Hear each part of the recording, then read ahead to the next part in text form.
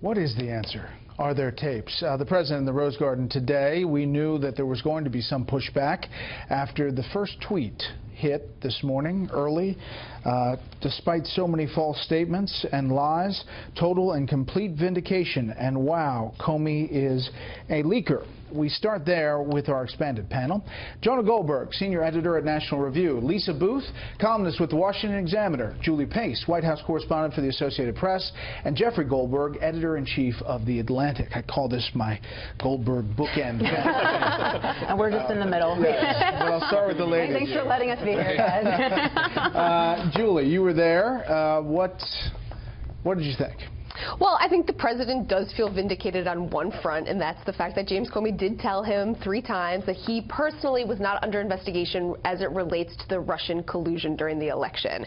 But obviously, there is a lot that is left on the table here, and we're in a situation right now where, because so many of these conversations were just the president and Comey, it's Comey's word against Trump's. And you heard Trump say he will testify under oath, he will talk to Bob Mueller if he is required. This question about whether there are tapes hangs over all of this. You have to imagine the only kind of rational explanation here is that if he is going to the mat with his explanation that there either are tapes that vindicate him on that front or no tapes exist at all. But again, impossible to get that answer, which is really stunning. You know, you wonder about the PR motions here and the specter of tapes after a big hearing where someone's testifying about alleged obstruction of justice.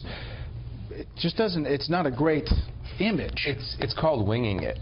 I mean, I was watching this today, and I thought he's just winging these answers honest. I mean, do you think there's tapes? I mean, I have no sense of this question. There's not a feeling at the White House. I mean, nobody thinks there's tapes, well, do they? The only reason that I think it actually is an open question is because Trump has a history of taping his conversations and his phone calls in his businesses and even during the campaigns. And that's the only reason I think people are still actually waiting for a definitive answer. But there's no evidence. We've seen no proof of it at the White House.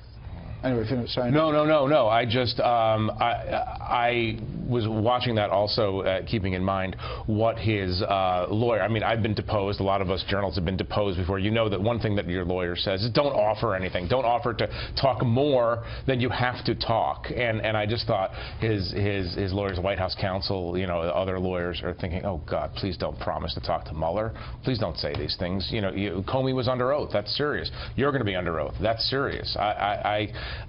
Like I said, I feel like we're in a process of watching a presidency wing itself.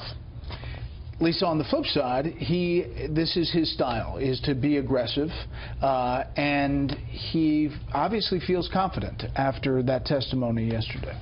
Well, and I think he should feel, I think he should be aggressive in this. I mean, look, what was the worst thing that came out of the hearing for him? That Comey called him a liar the morning of? There was a poll and 70% of Americans didn't believe him in regard to the Russia investigation and other related matters. So that's where he started at the beginning of the hearing. So I don't think Comey calling him a liar is going to do much more in terms of that number. But I also think that everyone else was discredited in the process as well. You look at Comey was discredited. I think his motives should be questioned from the hearing as well. The media as well. And Chris Matthews had said that the Russia-Trump narrative basically fell apart after the hearing, and also the Obama administration as well, with Loretta Lynch and Comey's testimony that she instructed him to use the word matter as opposed to investigation. So I think everyone else is now in muddied waters as well. And 3 things that Comey said that I think should be brought into question.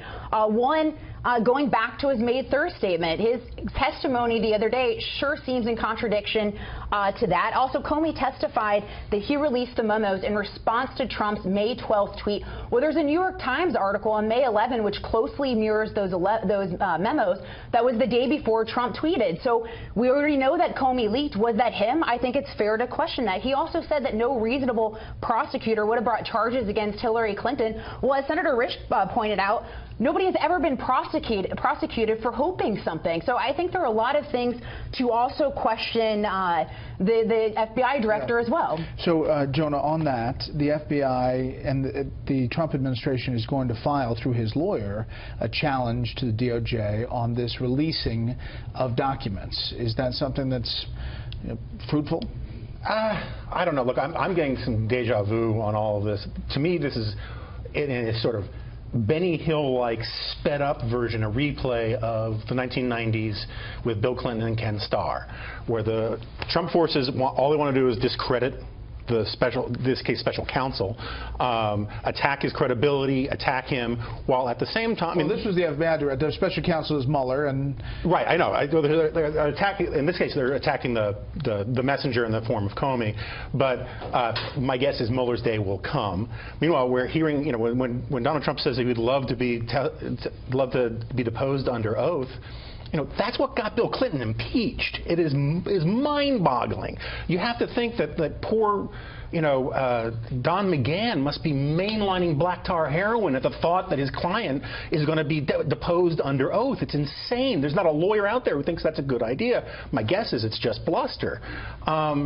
And so I think that what we're seeing here is this very strange argument where Donald Trump says, he literally says in tweets and in the press conference today, he says simultaneously, I'm 100% vindicated, and so much of what Comey said are lies. Well, those things are hard to square. You can't say he's lying about all the inconvenient bits, but he's totally telling the truth about the parts that exonerate you. This is going to have a long half-life, and that's the bad news for Donald Trump. Talk radio. I'm still thinking about the black tar heroin. Yeah, I'm still on the Don McGahn on black tar heroin. It's a Friday. Yeah, wow. Digest it That's all. It's serious dysfunction in the White House. Yeah. The people in the middle America who voted for Trump, a lot of them listened to Rush Limbaugh. Here's Rush Limbaugh today on this whole thing. And I'm talking about the vast majority of people on the left. They are now being defined and governed by a raw, sheer hatred. And this next is important. That hatred is combined with daily affirmation that the best they've got to get rid of Donald Trump is not working. And that just infuriates them even more. We don't have any crimes.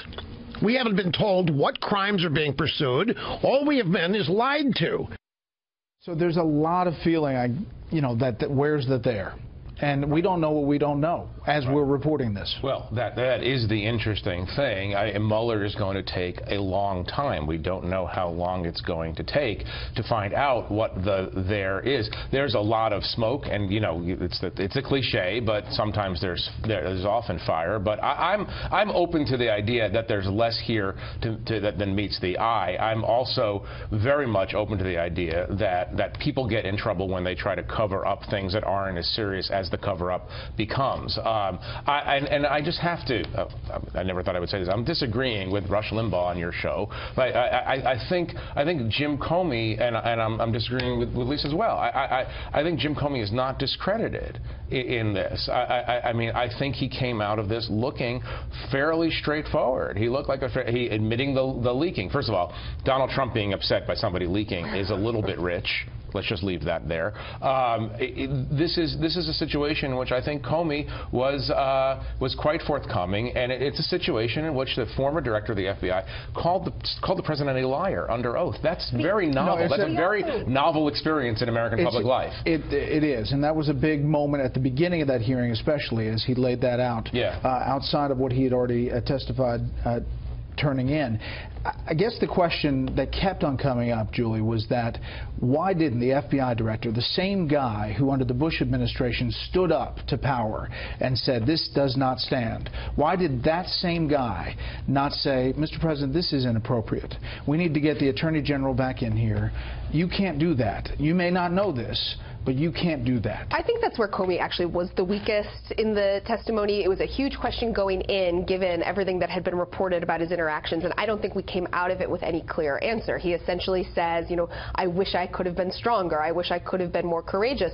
But particularly that meeting that he described so vividly in the Oval Office, where he talks about Jeff Sessions, the Attorney General, lingering behind him, perhaps feeling like this was uncomfortable. Jared Kushner perhaps trying to stop this interaction. Like, this seems like it's playing out over a period of minutes, perhaps, where he could have stepped in and said something, and he didn't. And I do think that is a weakness in his case, not to draw any conclusions that he may be misleading in what he said, but it does raise a question. Why didn't you say anything? All right, down the row, are there tapes?